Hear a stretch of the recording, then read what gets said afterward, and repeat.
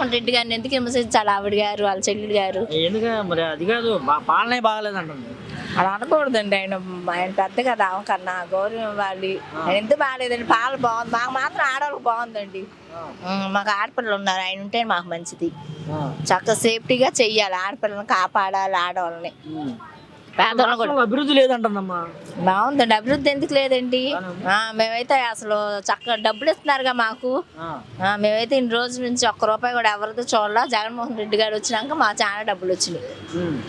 డోక్రా నాకు అమ్మఒడి 4 సార్లు వచ్చింది, డోక్రాలు వచ్చింది 3 సార్లు అండి. ఎంత వచ్చింది? మొన్న వచ్చిందండి 1,70,000 4గోసారి. ఆయన ఉంటే మా చక్కగా డబ్బులు వచ్చినాయి. నేను చూశానండి ఒక సంగతి. ఎందుకు నిజమైన రాజశేఖర రెడ్డి వారసురాలు నేనే అంటుంది. ఎలా అవుతారండి? జగన్మోహన్ రెడ్డి గారే అవుతారు. అవునండి. ఎవరు అంత లోకం అంతా అదే అంటారు. ఆవంటే ఎలాగ అయ్యిద్ది? అవదుగా. ఆలోచించేది ఏమిటండి జనాల్లో ఉంటే. రావడంతోనే జగన్ కి భయం భయం పుట్టుకొచ్చింది అంటున్నారు. ఎందుకంటే ఆయనేం భయపడరండి, ఆయన పెద్ద ఇంటికి. ఎందుకని మరి అన్నకి వ్యతిరేకంగా కాంగ్రెస్ లో చేరింది? ఎలా ఉంటుంది అనుకుంటున్నారు? కాంగ్రెస్ లో ఓట్లు పడతాయా మరి వాళ్ళకి? అలా ఉండకూడదండి. ఒక్కడిని పుట్టిన బిడ్డలో ఇద్దరు అన్నదమ్ములు ఒకలాగా ఉండాలి కానీ ఎవరు అలా ఉండరు. ఇన్ని సంవత్సరాల నుంచి ఆమెనే చూసాను నేను. షర్మిలను చూసి కాంగ్రెస్ ఓట్లు ఎత్తారమ్మా ఇక్కడ మన రాష్ట్రంలో? ఏం వేయరండి, వాళ్ళన్నీ జగన్మోహన్ రెడ్డి గారే వస్తారు మళ్ళీ. మరి ఎందుకని ఓడించాలని అందరూ ఏకం అవుతున్నారు?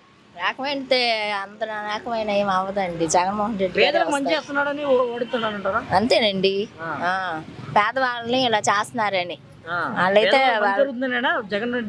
అవునండి, అంతే. పేదవాళ్ళనే క్యాచ్ చేసుకోవాలి.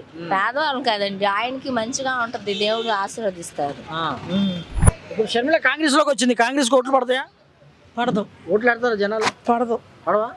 జగన్కి వేస్తాం. జగన్కి వేస్తారా? ఎందుకని? అదంతే, జగన్ కొన్న జనాలకు ఉపకారం చేశాడు కాబట్టి. జగన్ మరి రాజశేఖర రెడ్డి వారసురాలు నేనే అంటుంది.